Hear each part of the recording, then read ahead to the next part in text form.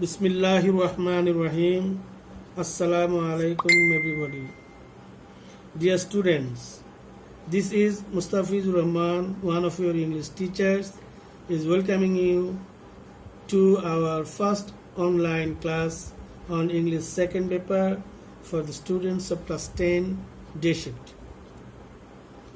Though we had a gentle touch with you through website, it has been a long time since we met last physically. I missed you a lot, my dear students. What to do? Nature has made us bound to stay apart from each other due to the pandemic situation created by the fatal novel coronavirus, which is widely known as COVID-19. Hope you all are hale and hearty at home by the grace of the Almighty, maintaining all the rules of safety. But time is going on. Nothing can stop its journey. So we cannot but go with it. Otherwise, we will have to repent in the end. But don't worry. Mind it. Time is the best healer. It will certainly say what is in our lot in future. However, you are passing a crucial time, and another crucial time is waiting for you ahead, because you are going to sit for the SSC exam next year. So it is high time we continued our learning, bearing all the odds of life. Though it is a ridiculous type of teaching process where the direct involvement and interaction of the students are absent, we will have to continue it for our greater sake. We are not habituated with this kind of process, but now we have to build a habit of learning through this process. Today, I will try to discuss a very simple but very important topics. I will share with you some important rules of narration where most of the students make mistakes frequently. I know all of you have already learned a lot about the rules of narration, and you are using them in the passage narration. I will just focus on 3 or more rules. At first, I will use them in detached sentences, and after that we will go for using them in a passage narration. So let's get started. So, dear students, let's start our lessons with the use of let. So we can see 2 types of use of the word let. First, I have written 2 examples. First one, Kamal said to his friends, let's start helping the poor. Second one, Mina said to her mother, let me do whatever I like. The let's belong to imperative sentence, but they do not follow the basic rules of imperative sentence. আমরা imperative sentence কি করি? imperative sentence reporting saying verb গুলো change হয়ে advice, request, order etcetera বসে, এবং ভার্বের আগে two বসাই দিলে বাক্যটা হয়ে যায়। বাট লেট যখন ইউজ হবে তখন লেটের 2 রকম ব্যবহার আছে। লেটস বা লেটাস থাকলে এটা প্রপোজাল বোঝাবে। এটা প্রপোজাল বোঝাবে তখন রিপোর্টিং সেইং ভার্বের পরিবর্তে প্রপোজ বসবে। রিপোর্টিং সেইং বলবে প্রপোজ বসবে, প্রপোজ। আর প্রপোজের পরে টু দিলেও হয়, না দিলেও হয়, না দেওয়াই শ্রেষ্ঠ।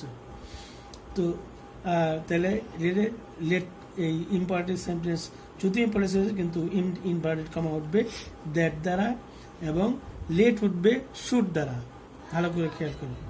আবার রিপোর্টিং সেইং ভাবে পরিবর্তে প্রপোজ বসবে, ইনভার্টেড কমা উঠবে দ্যাট দ্বারা, আর লেটের পরিবর্তে বসবে শুড, লেটের পরিবর্তে বসবে শুড। আর সেকেন্ড ওয়ান, লেটের পরে আজ না থেকে অন্য যেই রকম প্রনাউন থাকুক নাউন থাকুক, let me, let Karim do, let Rahim do, let him do, যাই থাকুক না কেন এটা প্রপোজাল থাকে না, তখন এটা অনুমতির মতো, অনুমতি চাওয়ার মতো বোঝায়, তখন রিপোর্টিং সেইং ভাব চেঞ্জ হয় না। ভালো করে খেয়াল করো, লেটসের পরিবর্তে প্রপোজ বসে, কিন্তু লেটের পরে লেট আজ না থেকে অন্য কোনো প্রনাউন থাকলে তখন আর রিপোর্টিং সেইং ভাব চেঞ্জ হবে না, আর উঠবে দ্যাট দ্বারা, সেইং ভাব পরিবর্তন অপরিবর্তিত থাকবে, উঠবে দ্যাট দ্বারা, ইনভার্টেড কমা উঠবে দ্যাট দ্বারা, লেটের পরিবর্তে মাইট বসবে, মাইট। কেউ কেউ কোনো কোনো সময় মাইট বি অ্যালাউড লেখা যায়, আমরা মাইট বি অ্যালাউড লিখবো না, শুধু মাইট লিখবো। তাইলে দেখো কত সহজ হয়ে যাবে। রিপোর্টিং সেইং ভাবের পরিবর্তে প্রথমটা প্রপোজ বসবে, দ্বিতীয়টা রিপোর্টিং সেইং ভাব অপরিবর্তিত থাকবে, দুই বেলায় দুই উভয় ক্ষেত্রেই দ্যাট বসবে ইনভার্টেড কমা ওঠানোর ব্যাপারে, আর লেটের পরিবর্তে প্রথমে শুড বসবে, সেকেন্ড ওয়ানে মাইট বসবে। উত্তরটা তাহলে কেমন হলো? Kamal proposed his friends that they should start helping the poor ছিল let's start helping the poor, we ছিল us, এটা হবে they, তাহলে that they should start helping the poor. Mina told her mother, saying ভাবে পরিবর্তন হয় না, টোল্ড বসেছে যেহেতু অবজেক্ট আছে হার মাদার, এই জন্য টোল্ড, সেইটা জায়গায় টোল্ড লিখছি, কোনো পরিবর্তন হয় না। Mina told her mother that she, এখানে বসেছিলাম শুড, এখানে might do whatever she like, যেহেতু লাইক ছিল এটা লাইক হয়ে যাবে। এই হইল late. Now the use of must. There are three kind of uses of must. For example, number one, the teacher said to the boy, you must discuss the matter with your classmates. The second one, the teacher said to the student, you must obey the rules of school. Third one, the man said to his wife, we must leave house if the rent is increased. যদি ভাড়া বাড়ে তাহলে আমরা বাড়ি ছেড়ে দেব। Basically must উঠে, সব must আমরা উইথড্র করবো, মাস্টের পরিবর্তে রিপ্লেসমেন্ট হিসাবে হ্যাড টু। মাস্ট কিস দ্বারা পরিবর্তিত হয়? হ্যাড টু দ্বারা। তাহলে হ্যাড টু দ্বারা মাস্ট পরিবর্তন করব সাধারণভাবে। আর যদি সেটা অব্লিগেশন হয়, বাধ্যবাধকতা, মানতেই হবে, রুলস অফ স্কুল, এটাকে মানতেই হবে, এটা হইল অব্লিগেশন, তখন মাস্টই থেকে যাবে। আর জেনারেলি মাস্ট উঠবে হলো হ্যাড টু দ্বারা। কি দ্বারা? Had to. তুমি you must discuss the matter with our classmate, তোমার বন্ধু বান্ধবের সঙ্গে এটা করা উচিত, এটা কোনো অব্লিগেশন না, তোমার এইসব নিয়ে বন্ধুদের সঙ্গে আলাপ করা উচিত। সুতরাং এই মাস্টটা জেনারেল মাস্ট উঠবে হ্যাড টু দ্বারা। আর মাস্ট যদি অব্লিগেশন হয় তাহলে মাস্ট উঠবে মাস্টে থেকে যাবে, মাস্টে কোনো পরিবর্তন হবে না। আর মাস্ট যারা যদি ভবিষ্যৎ অ্যাকশন বোঝায়, we must leave the house if the rent, ভাড়া বাড়লে আমরা চলে যাবো, ভবিষ্যতের কাজ। মাস্ট দ্বারা যদি ভবিষ্যৎকে মাস্ট দ্বারা ভবিষ্যৎ কোনো অ্যাকশনকে, ফিউচার কোনো অ্যাকশনকে ইন্ডিকেট করে, তখন মাস্টের পরিবর্তে উড হ্যাভ টু কি বসবে? উড হ্যাভ টু, এটা দ্বারা মাস্ট উঠবে। মাস্ট উঠবে কি দ্বারা? জেনারেল মাস্টে সাধারণত হ্যাড টু দ্বারা উঠবে। মাস্ট যদি অব্লিগেশন হয়, অব্লিগেশন হয়, তাহলে উঠবে মাস্টই থাকবে, মাস্ট থাকবে। আর মাস্ট যদি ভবিষ্যতের অ্যাকশন বোঝায় তাহলে মাস্টের পরিবর্তে উড হ্যাভ টু। তাই দেখো প্রথমটার জন্য, the teacher said to the boy, You must discuss the matter. The teacher told the boy that he had to discuss the matter with his classmates. Had to. আর পরেরটা obligation, তোমাকে স্কুলের নিয়ম মানতেই হবে। ইট ইজ এইখানে মাস্টই থেকে যাবে। The teacher said to the student that they must obey the rules of school, must sustain. তারপরে দি থার্ড ওয়ানে ভবিষ্যতের কাজ বোঝানো বলে উড হ্যাভ টু বসবে। The man told his wife that they would have to leave the house if the rent was increased. Is increase ছিল, was increase, বসলের মধ্যে মাস্টের জায়গায় would have to leave, must leave would have to leave বসাইল। এটাই হইল মাস্টের ব্যবহার। অনেকেই মাস্ট থাকলে মনে করে যে এটা বোধহয় কোনো উপদেশ, নির্দেশ, এগুলো না, এটা অ্যাসার্টিভ সেন্টেন্সের অংশ এবং মাস্টের নিয়ম এই তিন নিয়মে পরিবর্তিত হয়। Now the students, we will discuss about interrogative sentence. There are two types of interrogation. One interrogation starts with auxiliary verb like be verb, am, is, are, was, were. Also do verb, do, did, done, do, did, does, etc. and modals can, could, will, would. And another type of question will start with WS question: who, what, how, when, etc. When we ask someone a question with auxiliary verb, then the answer will yes or no. But if we ask the question with WS, who, what, where, then we can get answer with yes and no. Yes no দ্বারা ওগুলোর উত্তর হয় না। সুতরাং আমরা দেখতে হচ্ছে কি, আমরা অক্সিলারি আমরা ইন্টারোগেট করতে পারি দুইভাবে, অক্সিলারি ভার্ব দ্বারা আর হলো WS কোশ্চেন দ্বারা। তাহলে নিয়মও দুই রকম। আমার এই ইন্টারোগেটিভ সেন্টেন্স পড়ানোর উদ্দেশ্য দুইটা আছে, সেগুলো আমি পরে বলতেছি। সেটা তাহলে আমরা কি বলবো, আমি দুইটা বাক্য লিখছি। এক, সালাম said to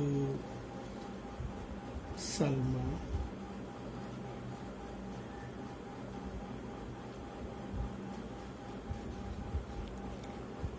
will you help me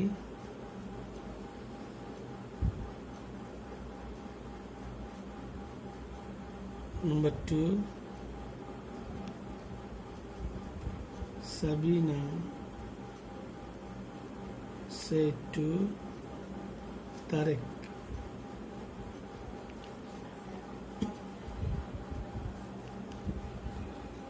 how are you?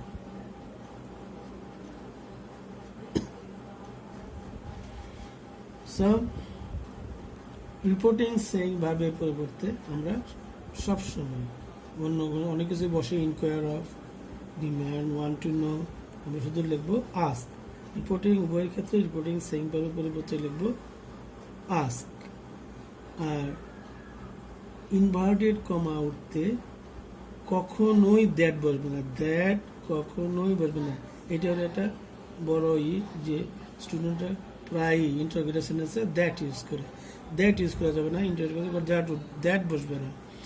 কি বসবে, যদি অক্সিলারি ভার্ব দ্বারা শুরু হয়, উইল, ক্যান, শ্যাল, এই দ্বারা যদি বোঝা যায় তাহলে বসবে ইফ বা ওয়েদার। আমরা ইফই বসাবো, ওয়েদার আছে, ওয়েদার বানানো লিখতে যাই আবার দেখি অনেকেই ভুল করে ওয়েদার লিখে ফেলে, এই জন্য আমরা ইফ ইউজ করব। ইফ আর সাবজেক্টটা হয়ে যাবে অ্যাসার্টিভ সেন্টেন্স, এই রিপোর্টেড স্পিচটা হয়ে যাবে অ্যাসার্টিভ সেন্টেন্স। অ্যাসার্টিভ সেন্টেন্স মানে কি, অ্যাসার্টিভ সেন্টেন্স হচ্ছে সাবজেক্ট আগে ভার্ব পরে, কখনোই ভার্ব আগে দেওয়া যাবে না। আমরা ভুল করে শুধুমাত্র ভার্বগুলো আগে বসাই ফেলি। তাহলে কি বললাম, প্রথমে রিপোর্টিং সেইং ভার্বের পরিবর্তে ওই ক্ষেত্রে আস্ক বসবে, আর ইনভার্টেড কমা তুলতে কখনো দ্যাট বসবে না। যদি অক্সিলারি ভার্ব দ্বারা শুরু হয় তাহলে ইফ বা ওয়েদার বসবে। রিপোর্টেড স্পিচ হয়ে যাবে, reported speech will be assertive sentence, assertive sentence হবে। এখন আর এটার বেলায় যদি ডাব্লিউ দিয়ে শুরু করি তাহলে ইফ ওয়েদারও বসবে না। ডাব্লিউ যদি দ্যাট তো বসবেই না, কি বসবে না, ইফ ওয়েদারও বসবে না, ইফ বসবে না, না বসে ডাব্লিউএসি বসে যাবে, এটাই বসবে। তাহলে কি হবে প্রথমটার বেলায় এক, আর এটার বেলায়ও এটা অ্যাসার্টিভ সেন্টেন্স হবে, অর্থাৎ সাবজেক্ট আগে আসবে পরে ভাব যাবে। যেমন একটা প্রথমটা জন্য সালাম আস্ট সালমা ইফ, বলছিলাম ইফ দ্যাট বসে না, ইফ কে এটা সালমা, সালমা কি তাকে সাহায্য করবে, ইফ শি উইল হয়ে যাবে উড হেল্প। দেখো সাবজেক্টের পরে উড চলে আসছে, আমি দিতে পারতাম উড শি হেল্প, তাহলে কি হলো, তাহলে আবার ইন্টারোগেটিভ সেন্টেন্স হয়ে যেত, এটা হবে assertive sentence, she would help him, এই মিটা হলো সালাম। আচ্ছা এই সেকেন্ড রাউন্ডের বেলায় Sabina asked Tarek, if whether আর বসবে না, কি বসবে, হাউ, যেটা আছে সেটাই বসে যাবে, হাউ কে এটা যেহেতু সাবজেক্ট আগে আসবে, হাউ হি, এই ইউটা হইলো হি, তারেক কি জিজ্ঞেস করছে যে হি, আর হবে how he was. Start. Now we will discuss about addressing the drawing attention. আমরা সেন্টেন্সের শুরুতেই এক্সকিউজ মি থাকলে এইটা কোনো অ্যাড্রেসিং বা স্যার অ্যাড্রেস না করলে হয়, স্যার সবসময় রিকোয়েস্ট, স্যারের পরিবর্তে উই রিকোয়েস্ট শব্দটা আসলে রেসপেক্টফুলি, স্যারটা যখন ইউজ করবো তখন আমরা এটা উইথ রেসপেক্ট অথবা রেসপেক্টফুলি ইউজ করব, এটা অ্যাড্রেস হিসেবে দরকার, কখনোই ইউজ করার দরকার নাই। আর যদি বাক্যের শুরুতে এক্সকিউজ মি থাকে, এটা এক্সকিউজ চাওয়া না, এটার অ্যাটেনশন ড্র করা, সুতরাং এক্সকিউজ মি যদি বাক্যের শুরুতে থাকে আমরা এটা ইউজ পরিবর্তে ড্রয়িং দ্য অ্যাটেনশন এটা ইউজ করব।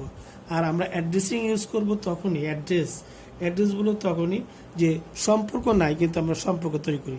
যেমন আমরা অনেকগুলো মানুষকে বলি মাই ফ্রেন্ডস অথবা ডিয়ার সান, ওই লোকটার সঙ্গে ওই ছেলেটার কোনো সম্পর্ক নাই, কিন্তু তাকে যখন ডিয়ার স্যার বলে তখন এটা এক ধরনের অ্যাড্রেস করা হয়। এরকম তাহলে আমরা প্রথম দেখব, এক হচ্ছে একটা হচ্ছে যে আমরা যে এক্সকিউজ মি যদি বাক্যের শুরুতে থাকে তাহলে আমরা এটা ড্রয়িং দ্য অ্যাটেনশন বলবো, স্যারের বেলায় উইথ রেসপেক্ট অথবা রেসপেক্টফুলি বলবো। আর যখন কোনো সম্পর্ক নাই, সম্পর্ক যখন স্থাপন করা হবে তখন তো আমরা অ্যাড্রেস ইউজ করবো, যে যেমন মাই ফ্রেন্ডস, তাহলে addressing them as my friend, as someone friends, তারপর আমরা বলবো অ্যাড্রেসিং দেম অ্যাজ ফ্রেন্ডস। তাহলে আমরা কি শিখবো, বলবো কি যদি বাক্যের প্রথমে এক্সকিউজ মি থাকে তাহলে আমরা সেটাকে ধরবো drawing the attention of the someone, of someone. আর স্যার যদি থাকে লিখবো যে ই আস্কড অথবা told the man respectfully but with respect. Okay, now the students, this is the amalgamation of the rules that I discussed now. I have discussed now. This passage narration is the amalgamation of these rules. There you can see I have written a passage. Excuse me, sir. Can you tell me when the next train will come? When the next train will come? Can you tell me when the next train will come? The lady said to the master. Let me know your destination, the master said. Mymensingh, the lady said. Then you must wait more 30 minutes. the master said. How can I pass the time? Let's have a chat and a cup of tea. That's fine, but we must maintain social distance. এখানে দেখো আমি excuse me তোমাদের বলছিলাম যে সেটা use করেছি। তারপরে তোমাকে আমরা ইন্টারোগেটিভ সেন্টেন্স দিয়েছি কি দ্বারা, যেটা শুরু হয়েছে অক্সিলারি ভার্ব দ্বারা। নেক্সটে লেট মি, লেটের একটা ব্যবহার এখানে ইউজ করেছি, যেটা এটা অনুমতি চাওয়ার মধ্যে। তারপরে আরেকটা লাইন মাইমেনসিং শব্দটা ইউজ করছি, শুধুমাত্র মাইমেনসিং। এখানে যদিও ফুল সেন্টেন্সটা নেই, তুমি যখন প্যাসেজ নারেশন করবা তখন এটা ফুল সেন্টেন্সে করতে হবে। দেন এই মাস্টের ব্যবহার, এই মাস্ট, এই একটা মাস্ট, আরেকটা মাস্ট আছে, ওই মাস্ট মেনটেন, এটা মাস্টের ব্যবহার দিচ্ছি। ইন্টারোগেটিভ সেন্টেন্সে আরেক রকম হাউ, সেটাও ইউজ করেছি। এবং লেটস, এই লেটসের ব্যবহার আবার ইউজ করছি। দেখো কি কি দিলাম, এক্সকিউজ মি যেটা আমি শিখলাম। তারপরে অক্সিলারি ভার্ব দ্বারা যদি ইন্টারোগেটিভ সেন্টেন্স শুরু হয় তাহলে কীভাবে করতে হবে। লেটাস ছাড়া লেটের পর অন্য প্রোনাউন থাকলে কীভাবে করতে হবে। মাইমেনসিং যদি সেন্টেন্সের একটা অংশ দেওয়া হয়েছে পুরো সেন্টেন্সটা লিখতে হবে। তারপরে দেন মাস্ট যে দুইটা ব্যবহার, এই মাস্টের দুইটা ব্যবহার আমি দিয়েছি, তোমরা এটা করবে। আর করবে হাউ, তাহলে দেখো auxiliary that is interrogative sentence, how দ্বারা WH দ্বারা শুরু হলে কীভাবে করতে হয় এবং লেটস থাকলে কীভাবে করতে হয়, সবগুলো ইউজে এখানে আছে। Let's try your self and do the narration. Next I will help you to solve the problem.